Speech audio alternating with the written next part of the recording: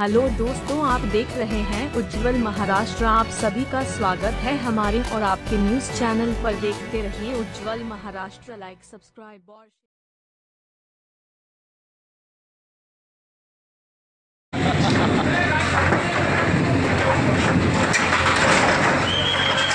मट्टी उड़ रही है अपनी बहुत नहीं है।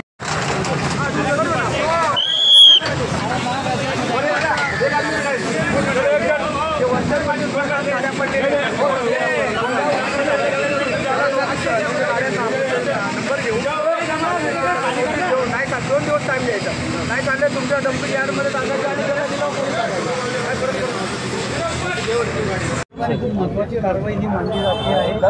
रस्ते मोकळे होत आहेत आणि अनेक ठिकाणी जे आहे अतिक्रमणाचे नियमित विलंब निर्माण होते। कशी अडचण आपली निर्माण होते? ह्या भागामध्ये मी पाहिलं संभाजीनगरमध्ये जास्तीत जास्त हातगाड्या ह्या रोडवर कॅरेजवेवरती लागतात आणि येणारा जो ग्राहक वर्ग आहे तो पण त्याची गाडी त्याच्या पुढे लावतो, त्यामुळे कॅरेजवेवरती पूर्ण ट्रॅफिक जाम होते।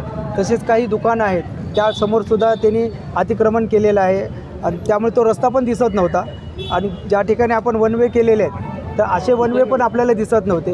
तर यापुढे तो संपूर्ण रस्ता हा वाहतुकीसाठी मोकळा केला जाईल आणि कॅरेजवे करता आम्ही पट्टी वरती महानगरपालिकेकडून त्याच्या रोड मार्किंग केले जाईल। रोड मार्किंगच्या आतमध्ये जे असेल त्यांच्यावरती कायदेशीर कारवाई केली जाईल, ही सतत केली जाईल। आजच नाही, याच्या पुढे देखील असे काही अतिक्रमण एन्क्रोचमेंट करतील तर त्यांच्यावरती आपण कडक कारवाई करू। याच्या अगोदर या रस्त्यावर एक बस चालायची, तर आता आमचं असं म्हणजे स्मार्ट सिटी अंतर्गत आम्ही या ठिकाणी टेम्पो ट्रॅव्हल जो आहे, छोटी जो मिनी बस आहे तो चालवण्याचा पण प्रयत्न करून जास्तीत जास्त नागरिकांना त्याचा एक सुखकर एक आम्ही अनुभव देऊ।